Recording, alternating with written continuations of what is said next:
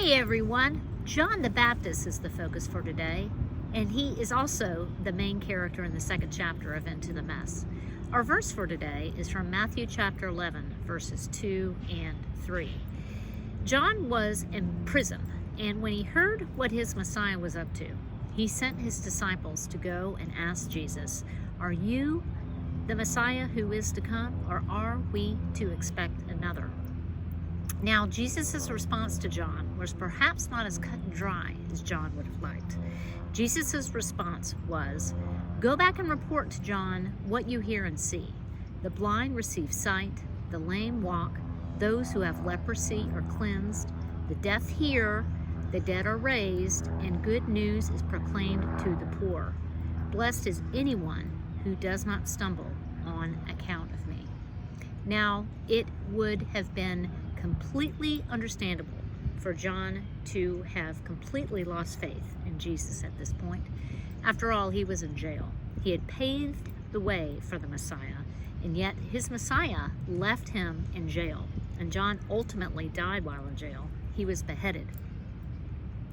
Perhaps John was looking for Jesus to create some sort of tidal wave change, but that was not happening, at least as far as John could see. Jesus was simply not moving fast enough.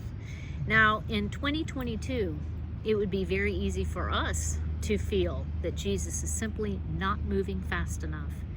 But the last part of that second verse is, "Blessed is anyone who does not stumble on account of me."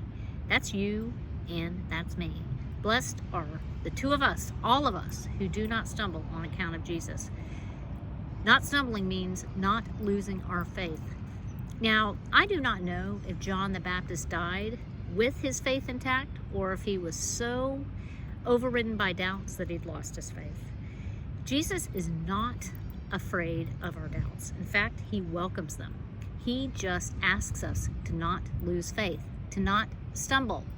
You know, when you see stones in a river or oceans filled with seashells, it takes wave after wave after wave and ripple after ripple after ripple of water for those stones and those shells to change shape and texture.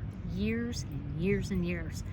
But that does not mean that change is not happening incrementally. And the same is true for the actions we engage in on the daily to create change in the lives of those around us, change in society. Let's not stop doing the good works that we were called to do. Let's keep on going and not stumble on account of Jesus. Let's keep the faith and know that the works we are doing are making change. It's the ripple effect, y'all. Let's keep it going. Look forward to seeing you same time, same place next week as we usher in the Lenten season. Love, light, and abundant blessings to you, my friend.